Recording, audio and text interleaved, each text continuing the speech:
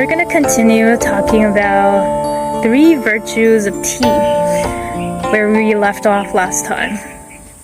We can also call this the 3 merits of tea, or the 3 virtues, which just means that tea has 3 benefits. And who came up with these benefits? Well, in Buddhism, we have these people who practice Chan or Zen. And as we mentioned last time, back in the days, these people who used to practice Chan the most lived in the mountains, and they tend to be monastics, so Buddhist monks. What are these 3 virtues of tea? As we know, tea has some antioxidants in it and also has some caffeine. So for these monks who tend to meditate a lot, they'll find that drinking tea helps to refresh the mind. So sometimes, if we've ever practiced meditation before, we sit down and we start to meditate, and then what enters our mind is usually drowsiness or wandering thoughts. Now, to deal with wandering thoughts, we use the method, our practice method, or our Dharma gate.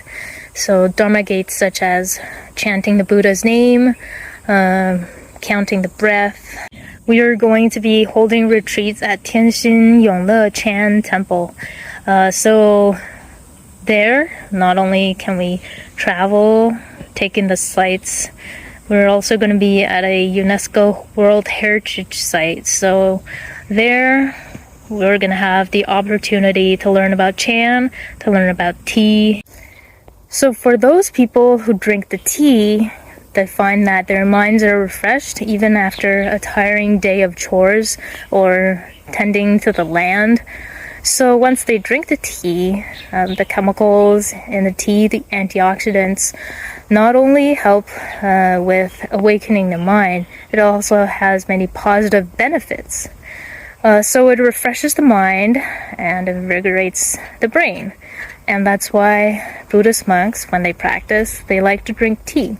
So that's the first virtue. Now, the second virtue of tea is that tea is able to aid digestion.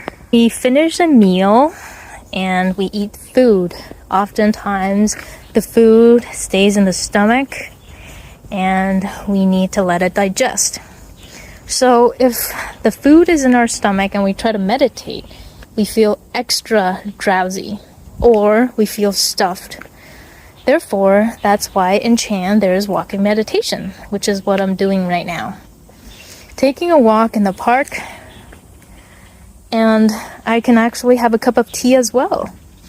The tea will help digestion, help to wash down the grease, and to help the stomach digest better.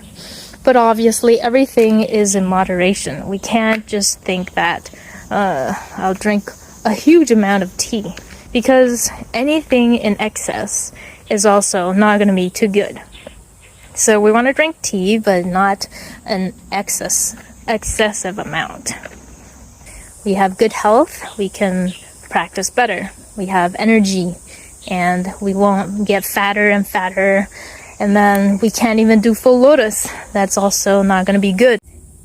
And finally, the third virtue of tea is that tea inhibits sexual desires. So, inhibiting sexual desires. In Buddhism, we talk about non-attachment. So, when we have feelings and we attach to it, then that is an attachment. No matter if the feeling is a positive feeling, a neutral feeling, or a negative feeling. So it's very, very helpful for especially young monks who seek to have a tranquil mind and focus their practice. So our talk will end here today. We'll talk more about other things related to Chan and tea in the future. Hope to see you next time.